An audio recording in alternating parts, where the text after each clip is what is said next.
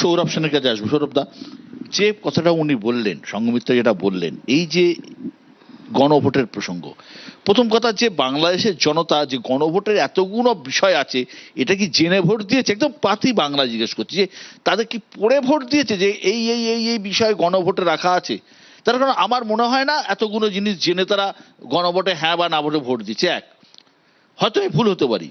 দুই, গত কয়েক মাসে বাংলাদেশে মৌলবাদের যে চরম রূপ আমরা দেখেছি, রাস্তায় মিছিল, প্রকাশ্যে স্লোগান, কট্টরপন্থীদের, এই ভোটে জামাত ক্ষমতা পায়নি এটা ঠিক, কিন্তু স্বাধীন বাংলাদেশের ইতিহাসে তারা সর্বোচ্চ ভোট পেয়েছে, এটাও বা কিসের ইঙ্গিত?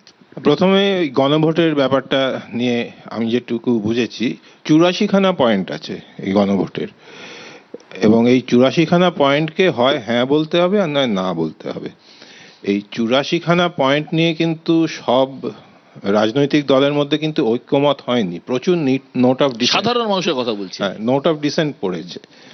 তো সাধারণ মানুষের পক্ষে তো এই 84খানা পয়েন্ট, তার মধ্যে কিছু কনস্টিটিউশনের খুব জটিল সমস্ত বিষয় সেগুলো আছে, সেগুলো তো সব বুঝে জেনে তারপরে বুঝে সেই মতো তো ভোটটা হয়নি। এটা অনেকটাই প্রচারের উপরে বেস করে কে কত ভালো এটাকে এই 84টা পয়েন্ট প্লেস করতে পেরেছে তার উপরে ভোটটা হয়েছে। সুতরাং গণভোটের যে প্রতিফলন, মানে সেটার প্রক্রিয়াটা হয়তো পুরোপুরি কি বলবো, পুরোপুরি সোজা সাপটা হয়নি, কিন্তু একটা তো মত তৈরি হয়েছে এবং সেটা তো বাইন্ডিং হবে এখন। এবং সংঘমিত্রাদি যে কথাগুলো বললেন যে সেটার ইম্প্যাক্টটা কি হবে এই মুহূর্তে বলা খুব মুশকিল, এবং তার কতটা সেগুলো বাইন্ডিং হবে অন দ্য পলিটিক্যাল পার্টি। আর এই জামাতের এই উত্থানটা কিভাবে দেখছে? জামাতের উত্থানের ব্যাপারটা দুটো ব্যাপার আছে। মানে একটা হচ্ছে যে জামাতের যে অ্যাক্টিভিটিস গুলো আমরা বিভিন্ন মিডিয়াতে, সোশ্যাল মিডিয়া হোক বা কনভেনশনাল মিডিয়াতে হোক, আমি যেটুকু কথাবার্তা বলে বুঝতে পেরেছি যে বাংলাদেশের অনেক চিন্তাশীল ব্যক্তি বলছেন যে এটা অনেকটা ওভারস্টেটেড। এমনকি অনেকেই বলছেন যে যে হিন্দুদের উপর যে অত্যাচারগুলো হয়েছে তার গভীরে গিয়ে দেখা যাচ্ছে সেটা হয়তো মানে রাজনৈতিক ঝামেলার জন্য অত্যাচার। তারা বলছেন যে হ্যাঁ, জামাতের সাথে বিএনপির রাজনৈতিকভাবে অত্যন্ত বিশ্রীভাবে সংঘর্ষ হয়েছে, হিংস্র সংঘর্ষ হয়েছে। সবগুলো যে এগুলো ধর্মভিত্তিক সংঘর্ষ সেটা কিন্তু তারা বলছেন না, বলছেন ওভারস্টেটেড। এখন সেটা একটা পয়েন্ট আছে। এখন ব্যাপার হচ্ছে যে ইকোসিস্টেমটা, এই যে মাইনরিটি বেস মেজরিটি বেস, এই যে ধর্মভিত্তিক ইকোসিস্টেমটা জামাতের এই পরাজয়ের ফলে, যদিও তাদের ভোট শেয়ার অনেকটা বেড়েছে, সেই ইকোসিস্টেমটা তো কিছুটা হলেও একটা আঘাত লাগবে।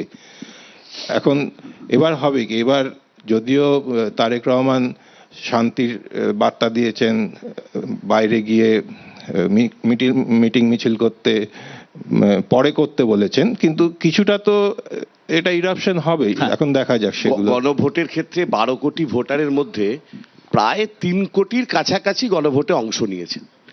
ফলে সার্বিকভাবে বাংলাদেশের সকল মানুষ এই সংবিধানের যে যে ক্লজগুলো পরিবর্তন করতে হবে তারাই গণভোট দিতে এসেছেন, যারা এমনি ভোট দিয়েছেন। দ্বিতীয় কথা স্যার যেটা বললেন, খুবই ইম্পর্টেন্ট কথা, ঠিকই একজন গরিব প্যাটিস বিক্রি করছে মাঠে, তিনি তার ধর্ম কি জাত কি কেউ জানে না, হঠাৎ পিটিয়ে দিলাম, এটার মধ্যে রাজনীতি আছে না ধর্ম আছে না কি?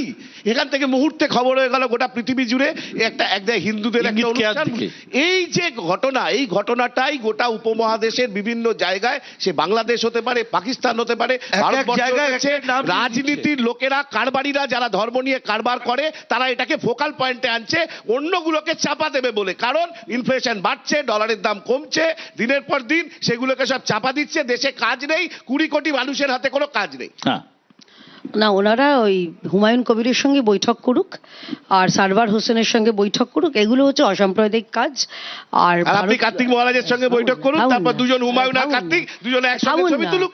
আরে সব আমরা তো পরিষ্কার দেখেছি হয়ে যায়। কোন হুমায়ুন কবির এই রিসেন্টলি যিনি বলেছেন যে 30% হিন্দুকে ওই ভাগীরথীর জলে কেটে ভাসিয়ে দেবো, তাদের সেই সঙ্গে হুমায়ুন আপনারা কবির তো বৈঠক আপনাদের করবেন। প্রার্থী ছিল। ছিলেন তো, আমরা তো সেটা তো অস্বীকার বলতে করছি হবে। না। বলুন জোরে, কেন তখন প্রার্থী বলেননি তো, বলার পরে আপনারা বলুন, তাকে এই জন্য আমরা প্রার্থী করেছি। কি যেন আলিঙ্গনে বলুন, কি জড়িয়ে জন্য? ধরেছেন। আপনি কেন তাই আলিঙ্গন করেছিলেন সেলিম সেটা সাহেবকে বলুন। মুর্শিদাবাদ যেতে হয় ভোটে লড়তে। আমি শেষ একটা কথাই খালি বলতে চাই, উদ্দেশ্য প্রণোদিত ভাবে তাদের মানবাধিকার লঙ্ঘন করা হয়েছে, সেটা বন্ধ হোক।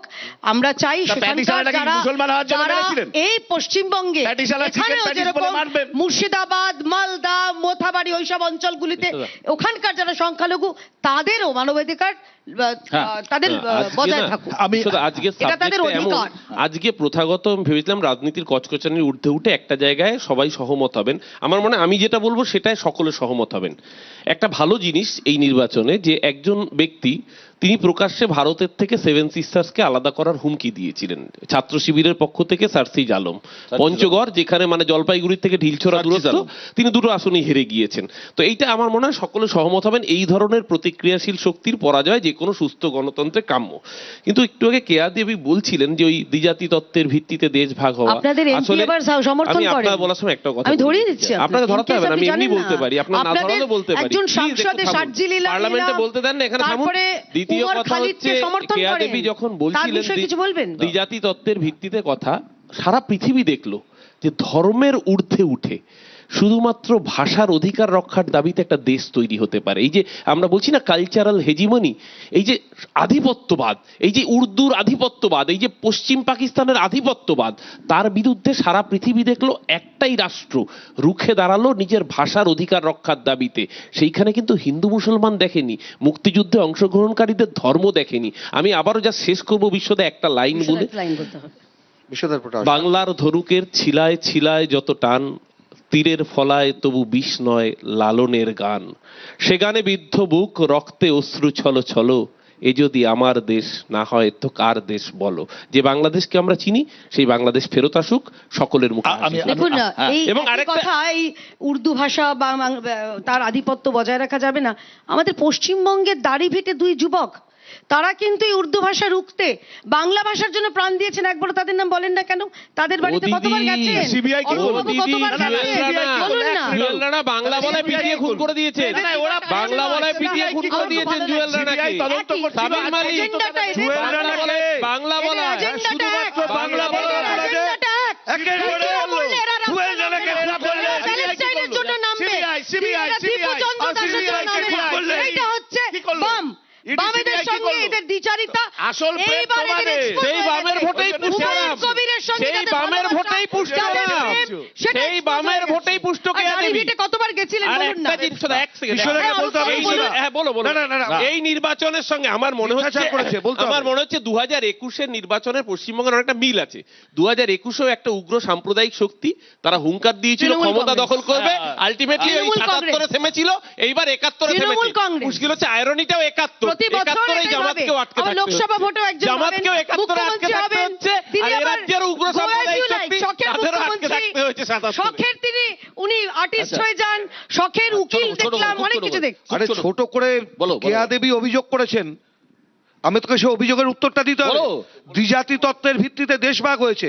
জিন্না জবে দ্বিজাতি তত্ত্বের কথা বলেছে, তাহলে বলতে হবে বিশ্বরা, তারও আগে হেড গোয়েকার বলেছে, আর তারপরে বলেছে মাঝখানে যে মানুষটা, তার নাম শ্যামাপ্রসাদ। আরে এই 1923-এ শ্যামাপ্রসাদ সাভারকারের দা বলেছেন, হিন্দুত্ব। কারণ দেশ বলতে ভাগ দেবেন না, হয়েছিল। বলতে দেবেন না। সাভারকার বলেছে, বলতে দেবেন না।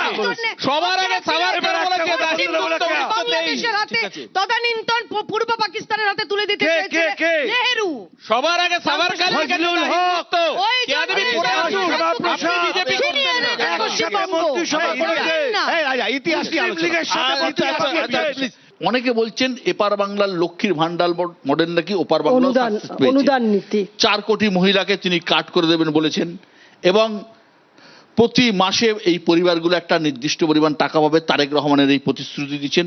এবং সত্যি কথা বলতে কি যে সেম মডেলে তো ভোট এখানেও হয়েছে, এই মডেলটাও সাকসেস পেয়েছে ওই বাংলাদেশের ভোটে। না গ্লোবালাইজেশনের পিরিয়ডে যে অর্থনীতিগুলোকে উঠে এসেছে সেই অর্থনীতিরই কিন্তু একটি অংশ, যেটাকে আমরা খুব অনেক সময় বলি, যেটা বলা হয় গরিবের হাতে টাকা দেওয়া, হাতে টাকা পৌঁছানো। এই হাতে টাকা পৌঁছানোটা কিন্তু সারা বিশ্বেই এখন কোনো না কোনো ভাবে কিন্তু প্রচারিত হচ্ছে এবং সেটা বাস্তবায়িত হচ্ছে, এবং সেটারই একটা অংশ আমার মনে হয়েছে যে তারেক রহমানের যে প্রতিশ্রুতিগুলো ছিল তার একটি অংশ। এবং অবশ্যই সেখানকার মহিলারা এতে আকৃষ্ট হওয়ার কারণ রয়েছে, যদিও আমার পাশাপাশি মনে হয় বাংলাদেশের মেয়েরা কিন্তু, যেটা বলছিলেন, গার্মেন্ট ইন্ডাস্ট্রিতে অসম্ভবভাবে ক্ষমতায়নের মধ্যে ছিল। মাঝখানে ওরা অসম্ভব গণ্ডগোলের মধ্যে পড়বার জন্য হয়তো অনেকের চাকরি চলে গেছে, এবং কোভিড পিরিয়ডে এই ওদের যে সমস্যাগুলো হয়েছিল তার পরবর্তী সময় মেয়েদের হাতে টাকা থাকাটা খুব জরুরি প্রয়োজন ছিল। সেই প্রয়োজনটাকে বোধহয় অ্যাড্রেস করেছে এবং যার হাতে ফলাফলও দিয়েছে। একটা কথা না বললেই নয় যে তারেকের নির্বাচনী প্রতিশ্রুতি এটাও ছিল যে তিনি শেখ হাসিনাকে দেশে ফেরাবেন। এমন পরিস্থিতিতে শেখ হাসিনাকে ভারতে রেখে ঢাকার সঙ্গে দৌত্য কতটা সম্ভব হবে সে প্রশ্ন থাকছে। পাশাপাশি বাংলাদেশ ভারতের কাছে অত্যন্ত গুরুত্বপূর্ণ প্রতিবেশী। আমাদের সঙ্গে বাংলাদেশের প্রায় 4000 কিলোমিটারের একটা বর্ডার আছে, সীমান্ত রয়েছে। এই সীমান্তের কাছেই চিকেন স্নেকের মতো স্ট্র্যাটেজিক এলাকা রয়েছে। ফলে পাকিস্তান বা চীনের মতো দেশ ভারতকে অস্থির করতে বাংলাদেশের মাটিকে কাজে লাগাতে পারে, কাজে লাগানোর চেষ্টা করেছিল। গত কয়েক মাসে আমরা দেখেছি ইউনিসের আমলে পাকিস্তান এবং চীনের সাথে বাংলাদেশ সম্পর্ক সর্বকালীন রেকর্ডকে ছাড়িয়ে গিয়েছিল। তারেক রহমান আশায় এই ইকুয়েশন কি কিছুটা বদলাবে? এটাও কিন্তু তারেকের কাছে বড় চ্যালেঞ্জ। তারেকের কাছে পাঠানো অভিনন্দন বার্তায় প্রধানমন্ত্রী নরেন্দ্র মোদী লিখেছেন, তারেকের নেতৃত্বে বিশ্বাস দেখিয়েছেন বাংলাদেশবাসী। আমার প্রশ্ন হলো, ভারত কি পারবে তারেকের উপর এই বিশ্বাসটা দেখাতে? অনেক প্রশ্ন কিন্তু লুকিয়ে আছে ভবিষ্যতের গর্ভে। দেখা যাক কি হয়। আমরা আশাবাদী, এটুকুই বলতে পারি।